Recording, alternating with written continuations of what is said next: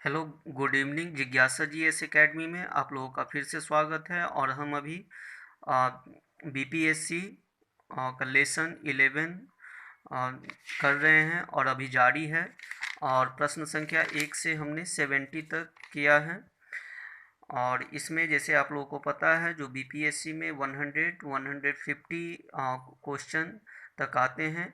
और हम सभी लेसन में 150 का 50 नहीं करेंगे। इसमें से हम इम्पोर्टेंट फैक्ट्स को कलेक्ट करेंगे और फिर उसका अध्ययन करेंगे। तो इस तरह जो है हम आज लेसन 11 में प्रश्न संख्या 71 से करने जा रहे हैं। और एक अच्छी बात यह है, जो इससे पीछे वाले वीडियो में आप लोगों को जो बीच बीच में जो वॉइस आता था, मैसेज का वॉइस, वो अब नहीं आएगा। तो चलते हैं आगे। हम प्रश्न संख्या 71 से करते हैं। प्रश्न संख्या 71 ये है, भारत की तटरेखा है। भारत की तटरेखा 6200 किलोमीटर लंबी है।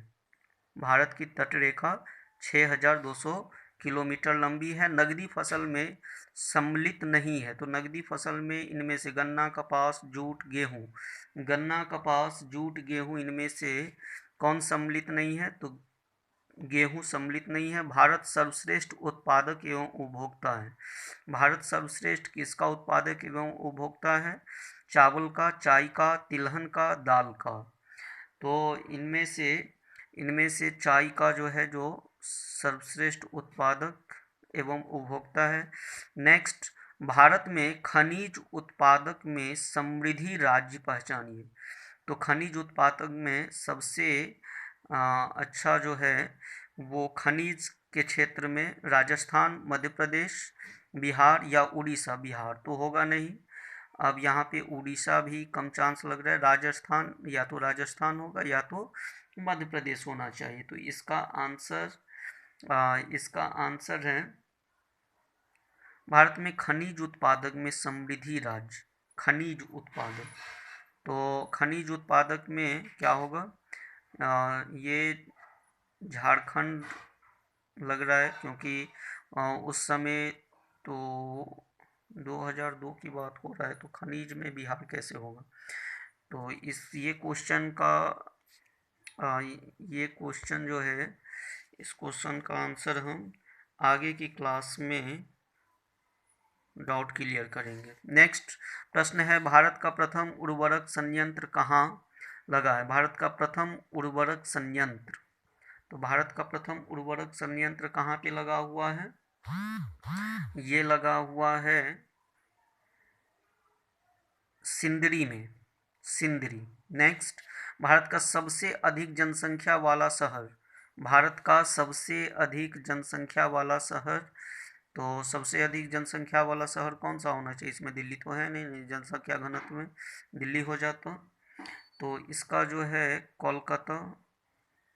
नेक्स्ट जो ऑप्शन है उसके अकॉर्डिंग कोलकाता। निम्नलिखित औद्योगिक कस्बों में कौन छोटा नागपुर के पठार स्थित है? छोटा नागपुर के पठार कहाँ पे स्थित है? रांची में।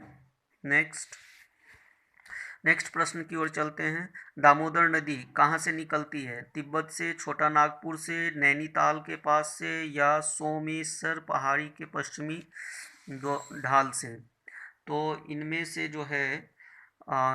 से इसका आंसर होगा छोटा नागपुर से। छोटा नागपुर से। नेक्स्ट प्रश्न, साहतस विश्व का भूगोल से अब हम शुरू करते हैं। विश्व का भूगोल में 2-4 प्रश्न हैं।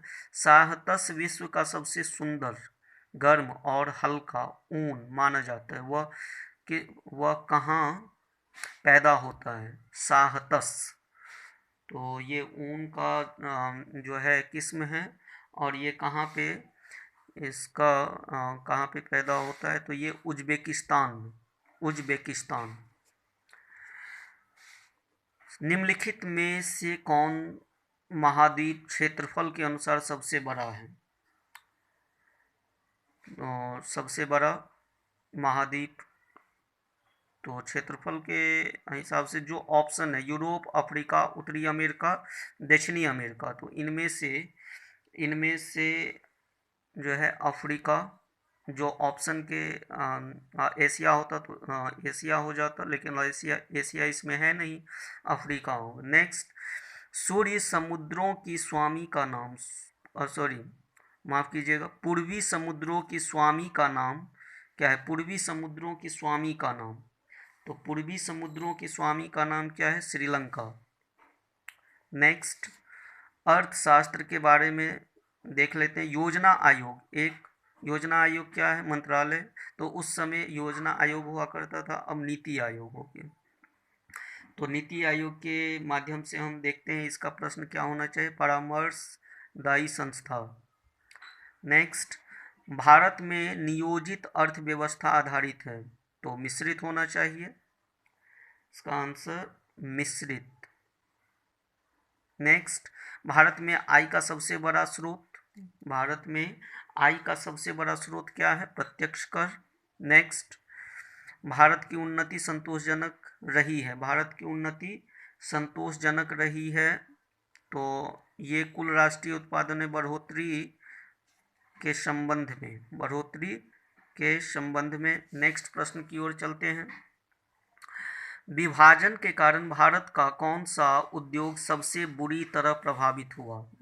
जब विभाजन हुआ था, जब विभाजन हुआ था तब की बात हो रही है, तो इसका आंसर जो है वो होगा जूट तथा रुई, जूट तथा रुई उद्योग, जूट तथा रुई उद्योग। नेक्स्ट, 8वीं पंचवर्षीय योजना प्राथमिकता देती है, 8वीं पंचवर्षीय उस समय की क्वेश्चन, अब हम ये इतना ज़्यादा इम्पोर्टेंट नहीं है।